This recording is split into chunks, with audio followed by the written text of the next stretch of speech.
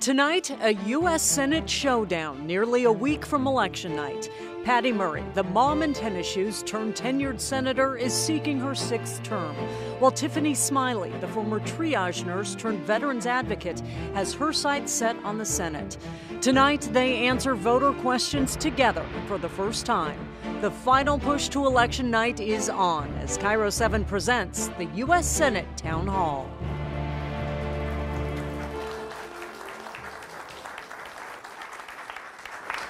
Well, good evening, everyone, and thank you so much for joining us. I am your host, Monique Minglavin. This U.S. Senate Town Hall comes to you live from the KIRO 7 studios in Seattle, and voters are watching it across the state. Now, KIRO 7 has spent weeks putting this event together because we feel it is important to get these two women together to answer your questions in what is a contentious campaign. Now, with record spending on the race, we have all gotten a steady stream of attack ads from both candidates, from both parties, and from several political action committees. Now both candidates are here in the same room, and please join me in welcoming Senator Patty Murray and her challenger, Tiffany Smiley.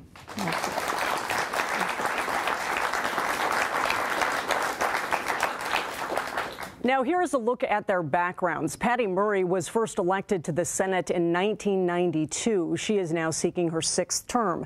She attended Washington State University. She got her start in politics serving on the Shoreline School Board and was elected to the Washington State Senate in 1988 before being elected to the U.S. Senate. Her opponent, Tiffany Smiley, is a first-time candidate but has experience pushing legislation in the nation's capital. As a veterans advocate in 2018, Smiley championed funding for caregivers of wounded veterans, supported also by Senator Murray, and they praised each other at the time. Smiley is a graduate of Pasco High School. She went to Whitworth University and she earned a degree in nursing. And thank you both for joining us tonight. And also joining us in studio tonight, members of local nonpartisan organizations. They and KIRO 7 viewers submitted questions over the last week, and KIRO 7 chose them. Now, this is not a debate. This is a town hall where voters will be asking the questions, but there are still established rules, which both campaigns were given in advance. So let's take a look at them. There will be no opening statements. Audience members will have about 30 seconds to ask their questions. Their question will be the same for both candidates. If audience members deviate from what was submitted, they run the risk of getting cut off. Candidates will get up to 2 minutes to answer the question. The more concise, of course, the answers, the more questions we may be able to get to. Now, my primary role is to ensure that the questions are answered, and I will direct any clarifications to one or both candidates, and 30 seconds will be given for those follow-ups. Now, audience, please hold any applause until the end. Now to the first topic, that is political division. We have seen our country become more and more divided, and we have seen that erupt in violence. Politicians have become targets. Just Friday, the husband of House Speaker Nancy Pelosi was attacked in their San Francisco home. Investigators have not revealed a motive, but say the suspect was shouting, "Where's Nancy?" And this is not a lone incident. On January 6, 2021, the Secret Service barely got then Vice President Pence safely out of the U.S. Capitol as rioters stormed the building. They were chanting, "Hang Mike Pence." Now, this list goes on. And here's some context to the deepening division. A recent Pew Research Center poll found this is personal, not just political. Those surveyed, whether identifying as Democrats or Republicans, described members of the other party as more close-minded, dishonest, immoral, and unintelligent than other Americans. And those negative feelings have grown over recent years. Now, we received a lot of questions from viewers about the division and also the violence in our country. We did a coin flip this afternoon to decide who goes first, and Mrs. Smiley will start us off with an answer to this question that is from Jesse Tam, a Newcastle resident. Jesse? Thank you. My question is, what might be the best way to reunite the country beyond your individual political views? Mrs. Smiley. That is such a great question. You know, my husband lost his eyesight fighting for democracy. And on January 6th, when we watched the TV, I had to describe to him what was unfolding. It was heartbreaking. It was hard to believe. And our country's ready to move forward. political dangerous rhetoric like Senator Murray has put out on me since June, trying to paint me and my family as a threat to democracy. I'm here to serve. I'm here to bring us together. This isn't just about Washington State. This is about the United States of America and who we are.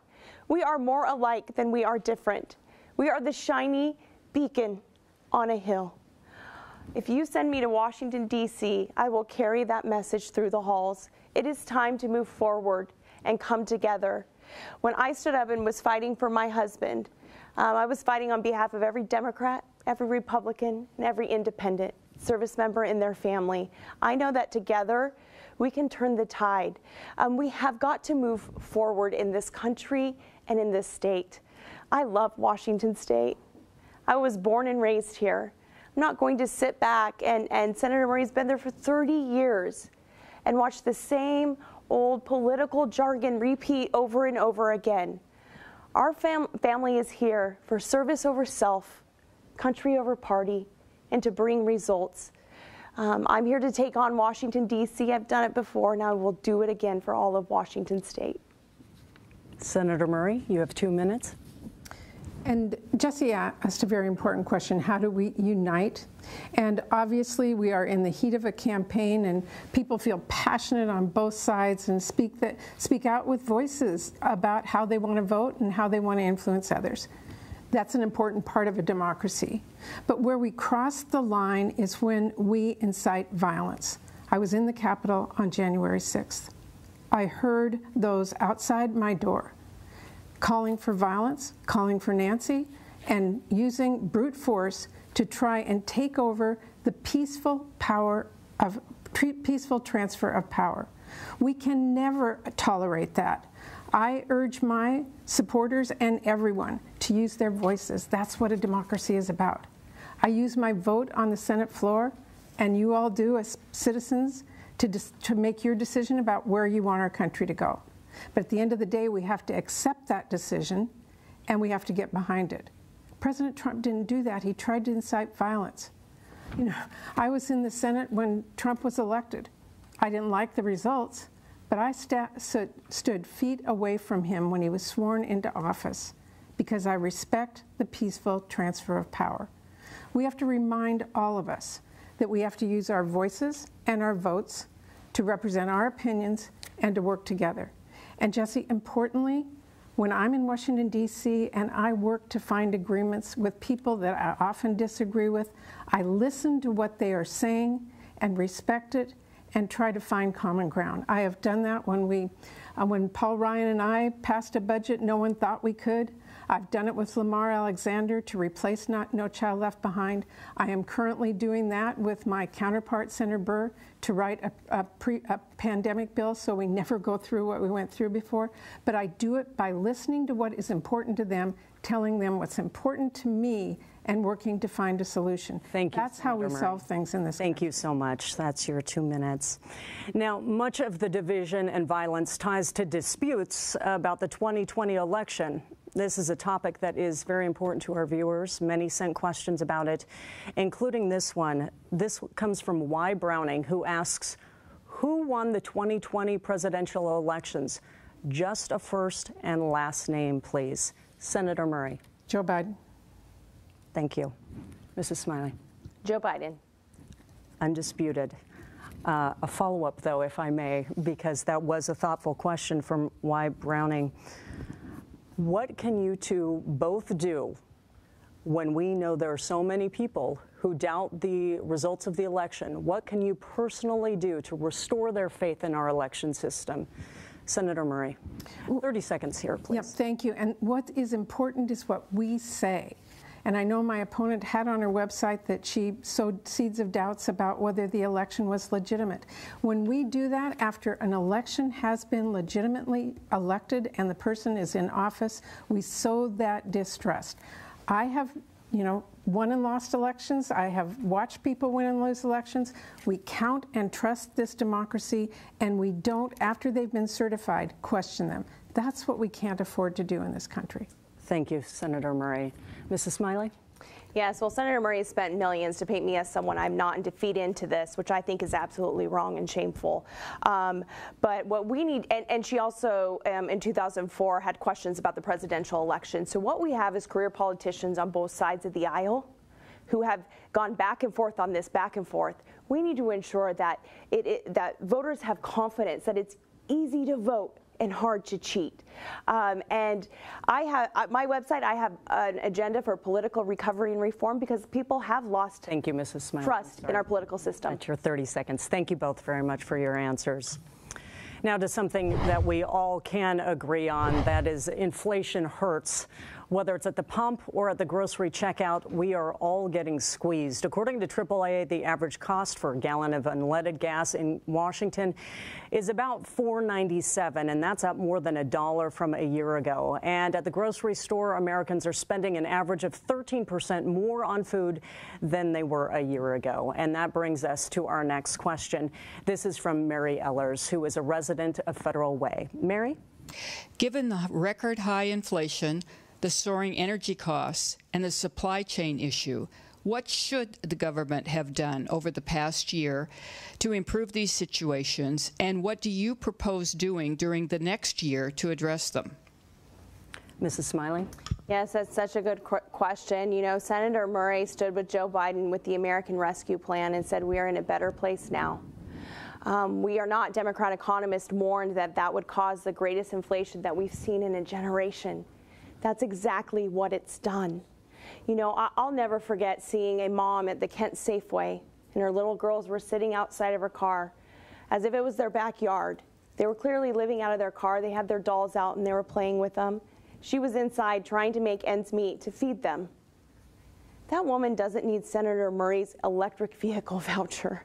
That woman needs gas prices to be lower and food to be lower. I have a plan for recovery and reform, how we can turn crisis into hope. We need to rein in this out of control spending. The Inflation Reduction Act does nothing to reduce inflation. In fact, it raises taxes on all of us, and Senator Murray was the deciding vote for the excise tax on natural gas. So your energy will be going up heading into winter. I will rein in that out of control spending. I will work to permanently extend the 2017 tax cuts for the middle class. And I certainly will ensure that the 87,000 IRS agents do not come after our small businesses and hardworking Washington families. You know, it's a fact that those making $25,000 are 5 times more likely to be audited by the IRS. That's who I'm standing up and fighting for. This reckless spending, Senator Murray has a record of tax and spend. We cannot afford another 6 years. That's certainly why I'm in this fight with my family. It's time that we base policy not on intentions, but on actual results. Because if these bills actually worked, why are they not? Why are we facing an energy crisis? We are facing an inflation crisis, and there's no hope and no plan in sight. My agenda for recovery and reform will deliver for all of you. Thank you, Mrs. Smiley. Now, Senator Murray, the same question to you, which I will repeat since there has been a little bit of time that's elapsed, and I will do that for each question from here on out. Given the record high inflation, soaring energy costs, and supply chain issues, what should the government have been doing over the past year to improve these situations? And what do you propose doing during the next year to address them? Thank you, Marion. And look, I grew up in a big family, 7 kids, and my dad ran a small store on Main Street in Bothell, and I know tight budgets, and I know how challenging it is, and I know that's what families are facing right now. So what I have focused on as we have gotten through a very challenging time in our country is lowering costs for families as we get through this. That is exactly why we passed the Inflation Reduction Act that will specifically lower costs for people's prescription drugs and make sure that they can afford health care as we work our way through this. And secondly, to lower our energy costs so that we can afford the prices that we're seeing right now. Now, I want to address gas separately because that is important. But in the Inflation Reduction Act, we specifically work to provide tax credits for people to be able to afford energy as we move to a new clean energy economy, which, by the way, has also the effect of creating new jobs and producing those kinds of new energy right here. That will, in the long run, of course, lower your energy costs. For me, one of the biggest things we need to do moving forward is provide childcare. It is one of the biggest barriers to people to go back to work and one of the costliest items besides housing for families to face right now. So going forward, that's something we need to focus on, and we need to focus on the issue of housing. But let me go back to gas prices, because I do support the president using the Strategic National Reserve in the immediate, but that is not a good solution for the long run. We have to make sure that we are moving to a new clean energy economy. We need to make sure that we are focused on helping people get through this time right now. And as we look at our budgets going forward over the next 2 months, when we get back in as soon as this election's over, we need to really make sure that we're providing the resources for families as they struggle to get through this, and that's what I'm focused on. Thank you, Senator Murray. And we turn to our next topic of the night, that is crime and gun control. Now, according to Seattle police, last year hit a 10-year high for calls related to shootings and gunshot victims in Seattle. The city has seen a 100% increase since they started issuing its crime reports in 2012, and Seattle is not alone. According to data from the Washington Association of Sheriffs and Police Chiefs, crimes involving firearms are up in cities across the state. That includes Spokane, Tacoma, Pasco, and Yakima. And that leads us to our second question. This is from Erin Howard. She's a local high school student. Erin? Thank you. What is your position on gun control to curb violence in Washington, your Second Amendment interpretation? Senator Murray. Yeah, Erin, thank you. That's such an important question. Everybody wants to be able to send their kids to school, to protect their small businesses, to know they can go to a mall, and to enjoy life in their neighborhoods without the threat of gun violence. We have a gun violence issue in this country. We need to absolutely focus on crime and make sure that we have the resources for police. We were able to do that in the American Rescue Plan that my opponent opposed. But we also have to address the issue of gun violence. I was really glad that the Senate, for the first time, finally passed a small piece of reducing gun violence this last summer. It took Uvalde to make that happen. We shouldn't have that kind of serious issue happen in order for us to act. I support stronger measures. I believe we should have an assault weapon ban. I believe we should have better protections for people who are trying to purchase a gun, and better background checks. I believe we should ban ghost guns. I think there is a lot more we can do to make sure that we protect people in this country and we deal with the issue of violence. And I also have to say, part of what we did in the Senate was focus on the issue of mental health too. We cannot tar people with mental health that they're all going to be gun violence, but that is an equation that we need to focus on. And we are working to provide resources for our frontline personnel who are on the streets trying to help people. We don't have enough beds. We don't have enough providers. We don't have enough research on how we can actually help reduce violence. I am working right now with my Republican counterpart on a bill on mental health that we hope to get done by the end of this year in a few short months to help provide those resources that are so critically needed. Our country has to focus on that. But in answer to your question, I absolutely believe that there's more we can do to prevent gun violence in this country. Thank you, Senator Murray. And Mrs. Smiley, the same question to you again from Erin. What is your position on gun control to curb violence in Washington? What is your Second Amendment interpretation? Yes, that is such a good question. You know, I've been in all 39 counties across Washington state, and crime is plaguing Washington state everywhere I go. Our communities are less safe. Senator Murray went on the Senate floor June of 2020 and called for funds to be diverted from our police force. And if there was funding in the American Rescue Plan, why is it not working? We have less police officers per capita in Seattle. We clearly have a crime problem. I believe in protecting our Second Amendment rights while also ensuring that guns do not get in the hands of criminals. Seattle had the highest homicides they had, you know, since in 10 years, we had a blood shortage in Washington state. Our team held a blood drive to bolster that supply. Women are feeling less safe. In fact, there's not even enough cops to prosecute sexual assaults and to follow up on them. That just seems absolutely unacceptable. 30 years in the Senate, and this is where we are? Anyone can go to Patty versus Public Safety to understand her soft on crime policies that have led us to this place. We need, the bedrock of this is we need mental health reform. Absolutely. We have got to get mental health reform. I will go get that done. I have a track record of taking on big government. I took on government for my husband when he didn't have a voice and believed in something better.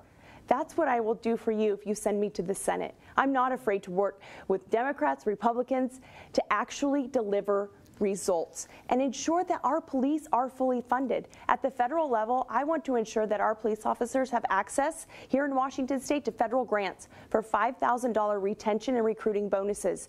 We need good cops in Washington state, and we need to stand behind them so they can protect our families and our communities all over this amazing state. Thank you, Mrs. Smiley. I do have a follow-up to get back to Erin's question because she did ask specifically about gun control. So do you support any other additional gun control measures? Yeah, I would support the bill that came out of the Senate, and I think that is a good step forward. But we have a crime and a mental health issue that needs to be addressed immediately. That is the root cause of what is going on.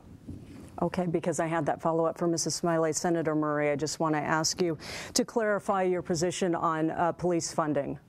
Well, let me make very clear. In the American Rescue Plan, I had spoken to many of our cities and counties here who were facing a shortage of police. We put specific funds into the American Rescue Plan to help communities hire and train new officers, and that money is out there now. The vast majority of funding for police, of course, comes from our cities, but we felt that it was critical at that time that we up the amount we do from the federal government, and I was proud to support that. Thank you, Senator Murray. Now, our next topic is abortion. In the debate in Spokane last week, Senator Murray, you said you wanted to pass a federal law to protect abortion rights. Mrs. Smiley, you said politicians should not be in a doctor's office with women and their doctors, that you are personally pro-life but respect the will of Washington. That is what you both said in the debate. This is what you posted on social media. Senator Murray had this September Facebook post claiming Mrs. Smiley supported overturning Roe v. Wade and supported Texas trigger laws banning most abortions in that state. And Mrs. Smiley, this was a tweet from you claiming Senator Murray wants no legal limits on abortion, and the post has the senator's hands, as you can see, colored red. So asking for more clarification on your positions, this is another KIRO 7 viewer, Stephen Martineau in Lewis County. What limitations or restrictions, if any, do you support on abortion, including late-term abortions? Mrs. Smiley, I'll have you start this, and I'll repeat it because I know it was quick and maybe a little hard to hear. What, if any, limitations do you support on abortion, including late-term abortions? Yes, so I have been very clear about my stance. I am personally pro-life, but there's good people on both sides of the issue. And long before the unprecedented Supreme Court leak came out, I believe that it belongs with the people. I am against a federal abortion ban. I believe that it belongs here with the people. Washington state has long decided where they stand on the issue. I will not change that. I respect the will of the voters of Washington state. What I can do and what I will do is I will ensure that women have access to contraception, timely, affordable access, and health care, along with child care. Unlike Senator Murray, I'll go get that done. In addition, I feel like when women are in a place of crisis, we need to ensure that they have every resource that they need, that they know should they keep that child, that it's not a ticket to poverty or a ticket to a lack of education, that they don't know that there is support and help to fight for their American dream. So I respect the will of the voters of Washington state. If anything changes, it will be because the voters here in Washington state decided. Thank you. Senator Murray, again, the question from Stephen Martineau. What, if any, limits do you support on abortion, including late-term abortions? Thank you for that question, and this is a major difference between us. I believe that Roe, as the law of the land, provided a constitutional right for women to make their own health care choices about their reproductive care. They didn't have a politician in the office with them. They made that decision under the provisions of Roe, and they made it with themselves, their family, their doctor, and according to their faith. When the decision to overturn Roe went into effect, we immediately saw states across the country put politicians into that room with that family. In fact, my opponent said she supported the Texas law that even in the cases of rape or incest, a woman cannot get access to abortion. I want to reinstate Roe at the federal level, so we take politicians out of the office and we allow women again to make the healthcare choices under the provisions of Roe that were very clearly stated. Late-term abortion is a canard. Women don't make a decision at the end of their pregnancy. They do have a right to be able to make that decision according to their own needs, their own health care, their own economic needs, their own personal decisions. Look, I have talked to so many women who are just frightened today. They don't know if they can turn to a doctor. I talked to one woman from Texas, a very young woman, terrible circumstances. She couldn't even talk to her friends because she was afraid of the consequences to them. Let's put this back in the hands of people themselves. Let us not have a country that has different states with different regulations. It's impacting us here in Washington State. We have providers live in Idaho, come to Washington State to provide reproductive care who fear that when they go back home at night, they're going to get arrested. This is wrong. We need to make sure that we take this decision back out of politicians' hands at the local, state, or federal level and allow women to make their own health care choices. Thank you, Senator Murray. Just to follow up to that, going back to Stephen's question, Senator, he did ask specifically about late-term abortions. You mentioned Roe v. Wade, which is generally interpreted as viability at 23 to 24 weeks. That's correct. How do you stand on late-term abortion? Well, 30 seconds here. Very clearly, the legislation that I have introduced into the United States Senate codifies Roe as we have known it and puts us back in a place where we can make our own health care decisions. I got 49 votes on that in the Senate. Send me back with a pro-choice majority, we'll get that signed into law and get your protections back in place. And Mrs. Smiley, follow-up for you as well. Again, this will have 30 seconds for you, but you say you respect the will of Washingtonians. Other trigger laws restricting abortion rights, like in Texas, have gone into effect without voter approval. The polls have shown that voters generally support more abortion rights than those laws allow. So how would you measure the will of Washington voters in 30 seconds? Yes, well, there is one extreme on this, and it's Senator Murray, because if she had it her way, politicians would be involved, and it would be taxpayer-funded abortion on demand all the way up to the point of birth, and her voting record reflects that. So I think it's important to, yes, the people will decide, and there are parts of the Texas law I do not like, and I was clear about that. So it belongs with the people, so the people in those states will decide and vote what is best. I respect the will of the voters here in Washington State, and I will fight to ensure that women have every resource that they need going forward. Just a further clarification, though, because Texans did not vote on that measure, does that mean that you do not support that the trigger laws went into effect? Well, they will bring it up and change the laws. The people will in their state legislations. It belongs with the people. Senator Murray does believe it belongs with politicians. Smiley. Sorry, I was just looking for that clarification. I appreciate it. And now to a topic that engaged many of our younger voters. Last week, a federal appeals court issued a stay to temporarily block President Biden's plan to cancel billions of dollars in student loan debt. Now, this would affect about 22 million people, and a million more students preparing for college are thinking about it right now. That includes first-time voter Andrew Byer. He's a Seattle area high school student, and Andrew has our next question. Andrew? Thank you. Do you support President Biden's plan for student loan debt relief? If not, what would be your alternative plan? Senator Murray. Andrew, thank you for that question, and I think this is so critical. Making sure that people have access to get the skills they need to provide for their family and their future is absolutely critical. And as a country, we have to make sure they can do that. In answer to your question, yes, I do support the steps that President Biden took. I have talked to too many people who, during these challenging times, cannot buy a house, cannot buy a car. Some decide not even to have a family because they can't afford to pay back their student loan. Part of this occurred because of the economic crisis that we've had back in 2008, where a lot of states put less money into colleges.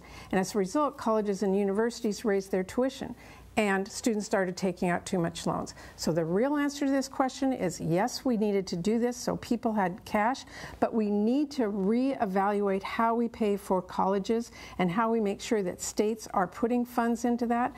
I'm actually working on a bipartisan proposal to re-incentivize states to invest in education, which will lower the tuition cost.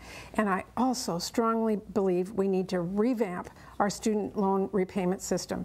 I actually have legislation. I am working on this. I believe that too many people are defaulting. It's too confusing. Banks are changing their systems and people can't even track their loans. So yes, I believe that the president did the right thing, and my commitment is to lower the cost of colleges and universities so we don't find ourselves in this again.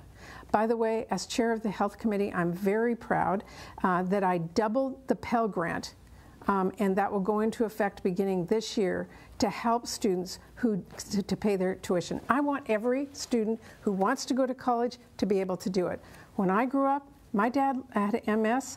He lost his job. Every one of the 7 kids in my family were able to go to school because we had our country at our back. Thank you. I promise to be a senator who fights for a country at your back. Appreciate it, Senator Murray. Mrs. Smiley, the question again to you. Do you support President Biden's plan for student loan debt relief? And if not, what would be your alternative plan? Yeah, well, first, we're heading into a recession, and Senator Murray is all for this, going on the backs of hardworking Washington families at a time when we can't afford groceries and gas. She voted to raise gas. She voted to raise gas prices, and now here we are having to pay. We're asking electricians, plumbers, construction workers to pay for someone else's college degree. It's unfair. And I think it goes back, we need to ensure that our kids, our education system here in Washington State, that we decrease the stigma that college is for everyone. We need to expose our kids to trade at a much younger age. There are multiple pathways to the American dream.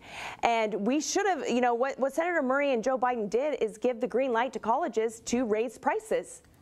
I mean, this has got to be fixed. I remember I talked with a father in Vancouver because of the looming recession. He's now working well into retirement age. He paid for 4 of his kids' college degree. And he's asking, how much longer do I have to work? And now I'm paying for everyone else's. We have got to fix this issue. Senator Murray's had 30 years. 30 years. I will go get it done and ensure that our college system is fixed, that it's fair, that colleges have, that they ensure that these children who are getting degrees have a job. This should not be on the backs of hardworking Washingtonians. That's certainly what I'm fighting for. I will go take on D.C. Of course, Senator Murray went along with it because it was good and it was a political season. It was the Washington, D.C. thing to do. Senator Murray's not the mom in tennis shoes anymore. We cannot afford another 6 years going forward. I certainly will ensure that we expose our kids to multiple pathways to the American dream and fix the system within our colleges so college is affordable and that kids are getting good degrees where they can get a job. Mrs. Smiley, I'm sorry, a follow-up. So I think I know your answer to the first part of Andrew's question, which is that you do not support the president's plan for student loan debt relief. But what is your alternative plan? That was the second part of his question. Well, I also know a way to get free education in this country as well, and it's called service to our country. So what I would like to see is these kids also have an opportunity to serve our country in repayment for the loans that they are getting, to understand our country and to work within it and understand why we are so great as the United States of America. That's something I'd be supportive of. Thank you, Mrs. Smiley. And to clarify with you, Senator Murray, you were talking about incentivizing states to invest more in their college systems. Correct. Want to make sure that's incentivizing, not penalizing? No, our plan is to provide additional support for states who put more money into higher education, taking the burden off the back of the students. I believe as a country, we all need to be there to help make sure our people get the skills that they need for whatever that they choose. And by the way, one other thing that I support is free community college, to take that tuition out as a barrier for students who are trying to access education. Thank you both for your answers. Turning now to the war in Ukraine. Friday, the Associated Press reported the Pentagon is sending another $275 million worth of weapons and other aid to Ukraine. And that is to bolster efforts to get Russian forces out of key areas in the south before winter sets in. The total amount of U.S. funding is about $17 billion right now. That includes some equipment and systems that may not be delivered for up to 2 years. That is the backdrop right now to our next question. It's from Mary Taylor. She's a resident of Phinney Ridge. Mary? If elected, will you support the continuation of aid and assistance to Ukraine at the current level? Mrs. Smiley, you first. Yes, well, first, we shouldn't even be in this position. President Biden and Senator Murray went along with the failed departure in Afghanistan that killed 13 service members, set back women and children in Afghanistan decades, and emboldened the evils of this world to take action.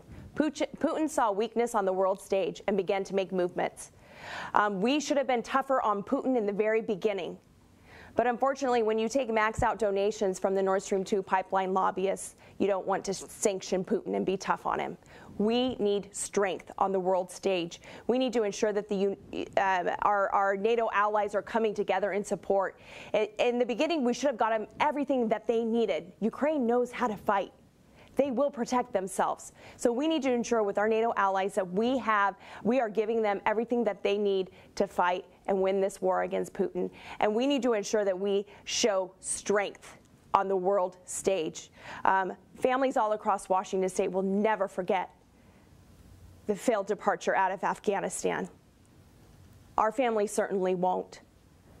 And we have real issues around the world threatening our national security. Senator Murray just goes right along because she works for Washington, D.C. It's time that Washington state had someone that worked for them. I have a track record of taking on big government and winning. We need to ensure that we are the shiny beacon on a hill in this country. Senator Murray, the same question to you from Mary. If elected, will you support the continuation of aid and assistance to Ukraine at the current level? Thank you for that question. And I think it's really important to go back to something we were talking about earlier today, a democracy, and how we make sure that we support this democracy and by standing up for the principles we believe in. I am so impressed with Ukraine and President Zelensky.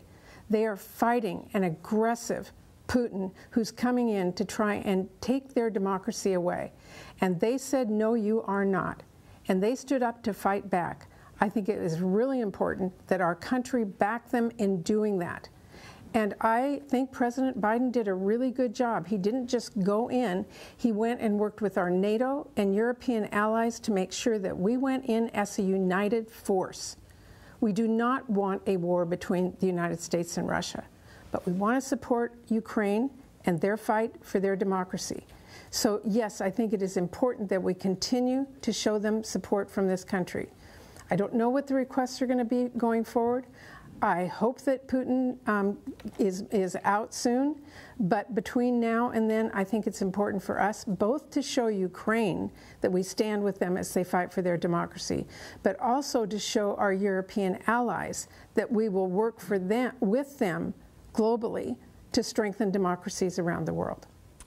I just want to get back to Mary's question. Specifically, she asked, would you support the continuation of aid and assistance to Ukraine at the current level? And it's important to note that we have supported Ukraine with the requests along with our NATO allies. I do not know what the requests will be going forward, and certainly with any requests that we get, I take my time, I look at the briefings, I look at the intelligence reports and question what it's going to be used for. To this point, I've been absolutely there. Whatever comes in front of us, I will evaluate as I do with anything. But bottom line is, we need to be there to support Ukraine in their fight for their democracy. Mrs. Smiley, sorry, more clarification for you. If elected, will you support the continuation of aid and assistance to Ukraine at the current level? Yes, with the help of our allies across the country. And also, I think it's important on the global stage as well. We need to back out of the awful Iran nuclear deal and stand with the women and the people of Iran, because what's happening now is Putin is working with Iran. It's very, very troubling. We cannot have that. Iran says if they get a nuclear weapon, they will wipe Israel and America off the face of this earth. Senator Murray votes for that. It's a problem on the international stage. We have to stand strong with Ukraine and back out of the Iran nuclear deal and stand with those people for freedom around this country, around this world. Mrs. Smiley. We're going to move on to the next question. Now, much of the state is finally able to breathe again after another season of wildfire smoke. That's stirring severe drought along the West Coast. James Bernard out of Yelm says climate change is the issue behind his question. Wildfires have been increasing in frequency and severity for some years now and devastating communities, destroying forests, and fouling the air we breathe. In light of these and other severe weather events, what do you think are the best ways to protect the citizens of Washington from these catastrophes? Senator Murray. Yeah, thank you for that question. And absolutely, climate change is having an impact. And our increased use of carbon has increased the global warming, and we are seeing the effects of that. Droughts, and our farmers have less yield, less food to sell. It's impacting their economy. It's impacting the economy all over our state and all over our country if we do not deal with climate change. I was very proud that the Senate passed the biggest investment in climate action this last summer, because we have to move to a new clean economy. We need to reduce the amount of emissions that are in the air so that we don't continue to see these rising and extreme weather conditions that we're seeing, whether it's wildfires or flooding or drought. So yes, the first thing and important thing we're doing is moving to new clean energy technology. And by the way, some of that is being produced right here in our country. But as we do that, we also have to invest in resiliency so that our state and our nation can survive these extreme floods and wildfires that we're seeing. That's why I was really happy in the bipartisan infrastructure bill that we put in funding for resiliency as we face climate change. Great example. I was just up in Wenatchee a few weeks ago. They have a road called the Apple Capitol Loop. It's important for their transportation infrastructure, but it provides a second route out for the people of north central Washington if there is a fire. That kind of resiliency is really critical. Another example is up in Mount Vernon, where we're seeing extreme flooding, downtown streets flooded. We provided federal funds to help them build resiliency walls so that during those flooding times they could protect their downtown area.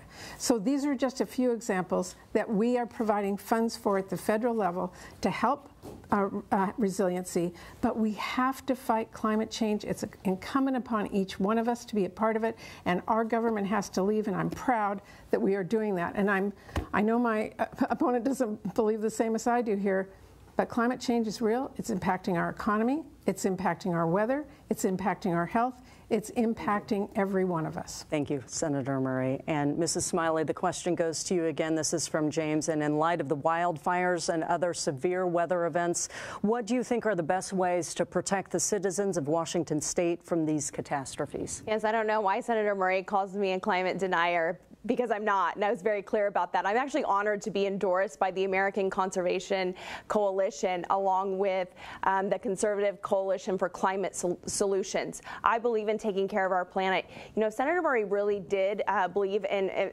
protecting our environment, then I don't know why she sold our energy to Russia, because last time I checked, Russia doesn't have any environmental standards. She waged war on our American energy independence, which is costing our gas prices to skyrocket. It simply does not have to be this way. I have an environmental plan for recovery and reform. It includes using local management and local input for our fires. We need to manage our forests and do it in an effective way, taking the input from local government. That will reduce the massive forest fires that we're facing here in Washington state. My plan also calls for ensuring that we unleash American energy independence, because we do it best here in the United States of America. In addition, you know, other countries, they don't care. So if we're really protecting our planet, we need to ensure that we're doing it right here. Lowering gas prices, and then in the long term, building out an all-of-above solutions for clean energy. Because you know what, last time I checked, 87,000 IRS agents do not change the weather. So we need to work locally with our people here, input here in Washington state to manage our forests. I think that's number one and key. We can plant more trees, and I look forward to working with the organizations and the people involved that have endorsed me, and know that I will go fight for them in Washington, D.C. Mrs. Smiley, for further clarification for you, so you do believe that humans influence climate change? Absolutely, yes. Yep. Okay, thank you. And Senator Murray, because we were talking about forest fires, in addition to climate change, do you also believe in forest management, and what do you support there? 30 seconds, please. Yes, and in fact, in the bipartisan infrastructure bill, we provided additional funding for our firefighters. We need to make sure that our emergency management has more money for making sure we have enough firefighters. And yes, I do believe we need to manage our forests effectively, including forest thinning, which is part of what we have put forward. But we can't just say that, you know, forest fires will never happen if we just do that. We have a planet that is growing warmer every year. Thank you, more severe Senator. weather, and we need to do I'm sorry, we have to move on to the next issue here. Medicare is the next topic. We received a lot of questions about this as well, including this one from Lisa Utter, a resident of Linwood. Lisa? Yes. How are you, excuse me, how are you going to protect Medicare?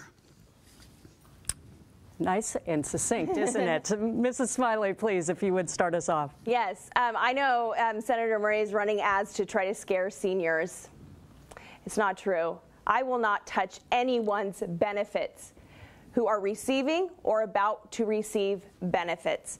You know, we need to be able to sit down and come together for solutions. I'm happy to work with Democrats and Republicans for the future to deliver results.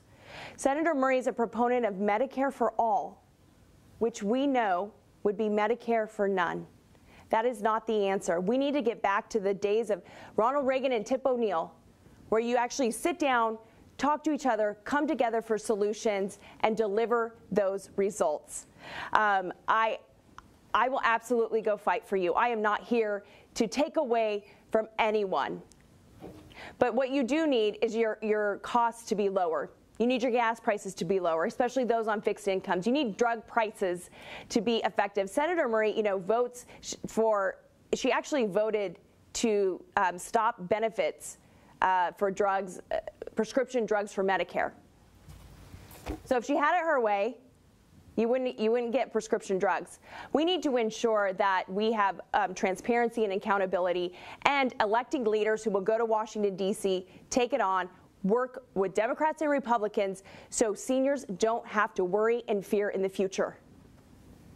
Senator Murray, I know you have a response to that. I saw it on your face. How are you going to protect Medicare? Well, I won't spend my time to correct all that. What I want to tell you is Medicare is one of the most important programs that we provide at the federal level, so that people, when they retire, have the ability to know that their health care will be taken care of. I'm a proud supporter of that. I will work always to make sure it is secure for the future. And one of the things that I have really focused on and passed is making sure that people who are on Medicare have lower prescription drug costs. In the bill that we passed 2 months ago that Tiffany has told you she opposes, we for the first time allow Medicare to negotiate drug prices with the pharmaceuticals, which will mean lower costs for all of us. We do that with the VA now. I have fought forever to get Medicare to be able to do that. It is now going to happen, and we will see lower prescription drug costs for our seniors.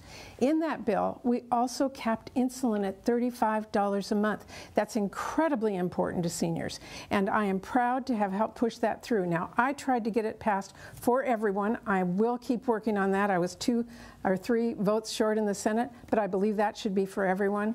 And third thing we did under Medicare was cap the costs of prescription drugs for seniors at $2,000. That's incredibly important. I've talked to so many seniors who that is going to be life-changing for them to be able to afford their prescription drugs. So those are the kinds of things that I believe are absolutely critical to do so that Medicare can be there not just for the people who have it now or close to it, but for all of you. Thank you both very much. I told you this audience has amazing questions. Unfortunately, we're running low on time, but to squeeze one last in, if it's all right with both of you, we'll ask this and you'll have 1 minute to respond to it so we can get these responses in. So as we turn now to immigration and concerns over citizenship, our next audience member is Greg Piantanita from Renton. Greg? Where do you stand on granting citizenship to the Dreamers? Okay, Senator Murray. Absolutely strongly there. I absolutely support that we make sure that those dreamers who came here when they were too young to remember any other country, who we have educated, who have made sure that they get the skills they need, they can contribute back to our country, but now they live in fear of being returned home to a country they do not know. Why would we send skilled people, people that we have educated and trained, back to a country inhumanely that they don't know? I have voted to protect DACA. I will continue to do that. And I believe that we should also fix our immigration system. We need a pathway to citizenship. We need a better system for asylum for those who have come here from horrific situations. Our economy benefits by having a better immigration system. So far, Republicans have not been willing to negotiate with us. I welcome them with open arms to fix this problem for America. Thank you, Senator. Mrs. Smiley, the question again from Greg. Where do you stand on granting citizenship to Dreamers? 1 minute, please. Yes, you know, they have come here no fault of their own, and we owe it to them to have a pathway to legal citizenship should they wish. That's what I'll fight for. You know, 30 years in the Senate, we're still talking about immigration. We need immigration reform. We need more immigration lawyers. We need to ensure that there's a pathway to legal status in this country that works. I went down to the southern border and I saw with my own eyes what people are willing to do to get across the river and come into the United States of America. It's heartbreaking. It's a humanitarian crisis that's happening at our southern border. So first, I do believe we need to secure our border. We need to stop the flow of fentanyl from coming across and protect immigrants. Securing our border protects the immigrants. It is heartbreaking to see what's going on. Senator Murray refuses to address this. She's been in the Senate for 30 years and hasn't been able to get immigration reform across the aisle. I will go do that for Washington State. I will go fight for Washington State. Senator Murray only works for Washington, D.C. You know what the Border Patrol and the police officers down at the border said? My greatest roadblock is Washington, D.C. I'm sorry, Mrs. Smiley, your time is up. We do have a little bit more time, though, so I'm going to push a little bit more on Greg's question here. So you both would allow a path to citizenship for Dreamers right now. Would you allow new people to apply to qualify as Dreamers? Mrs. Smiley. Look, first we have got to secure our border and get that under control before we dive into immigration reform. We have a humanitarian crisis. I think you heard me. There are young kids and children coming across our southern border, putting their lives at risk and coming into our country. So first and foremost, we have got to secure our border. Then I will go fight to work for immigration status. So there is a pathway for immigrants in this country that works. Senator Murray, would you allow other people to apply as Dreamers? Of course I would. These are talented, amazing young people, have much to offer for our country. Their talent is needed, and I would absolutely support them to be able to get DACA. Thank you both for your answers. We have reached the final few minutes of tonight's town hall. Each candidate now gets 90 seconds for a final statement. And after another coin toss to determine the order, Senator Murray goes first. Senator? Well, thank you all so much for those really great questions. Thank you for participating, and to everybody who's listening from home. We've covered a great variety of topics here tonight that are critical to people, from immigration that we just talked about, to access to the ability to make your own health care decisions if you're a woman, to how we assure Medicare is there in the future. What you have heard from me is I always come home, I talk to people here, and I take their values and their priorities back to Washington, D.C. to fight for you. I think it is imperative that we have stronger gun control. It's an issue facing many Americans. I believe really strongly that we protect the right of women to make their own health care choices. I believe we need to protect our democracy by passing the voting rights legislation. These are things that I know I bring to the United States Senate to fight for your vote, to fight for your values, to fight for what's important to us, and I believe that I'm the best voice to continue to do that for all of you. I'm honored to serve you in the United States Senate. I look forward to continuing to be your voice. Thank you. Mrs. Smiley, your turn with 90 seconds, please. Yes, at 23 years old, I resigned from my nursing job here in Washington State. And I took a one-way flight out to Walter Reed Army Medical Center, where I didn't know if I was going to meet my husband dead or alive. I had student loan debt. I had a car payment. When I walked into his room, he had tubes coming out of every orifice of his body. He was in a coma. He was paralyzed on the right side of his body, and one thing was certain. The suicide bomber that he was negotiating with in service to our country in Mosul, Iraq, had detonated his car and sent shrapnel into both of his eyes. He would forever be blind. That's when my fight began. I was approached by Army officials, VA officials, and they said, sign the paperwork. Everyone signs it. I said no. I was the first person to not sign their paperwork. I believed in a greater purpose for my husband. That's what I believe for Washington State. I went back and took on VA reform and fought for every Democrat, Republican, and independent service member and their family. We see Washington State facing crisis after crisis. Senator Murray is a career politician, 30 years and only 9 pieces of legislation that she signed in. No more. Washington State deserves a fighter, someone who will go fight and work and be the voice. I've been in all 39 counties across Washington State. I have heard your voices. I am here to deliver results, not just good intentions, but go take on Washington, D.C. for all of you. I would be deeply honored to earn your vote and be your voice, bringing our state and country together. Thank you both so much for those closing statements. And as we have been preparing for this event here at KIRO 7, we have gotten a little peek at all the preparation that you two have to put in to run for office. So we thank you for that and for your service to our country in their own different forms. Now that is going to wrap things up for us here tonight. A friendly reminder that election night is November 8th. So that means your ballots at home need to be postmarked or dropped into a drop box by 8 p.m. on that date for your vote to count. So thank you again to the members of our studio audience as well, and the organizations that helped get them here. That is the League of Women Voters, the Northwest African American Museum, Habitat for Humanity, Seattle King and Kittitas Counties, the Bellevue Rotary Club, the Ethnic Chamber of Commerce Coalition, O'Dea High School, and the Washington State Association of Broadcasters. Thank you all. And for all of us here at KIRO 7, thank you for joining us. Make sure your voice is heard in this election. Good night.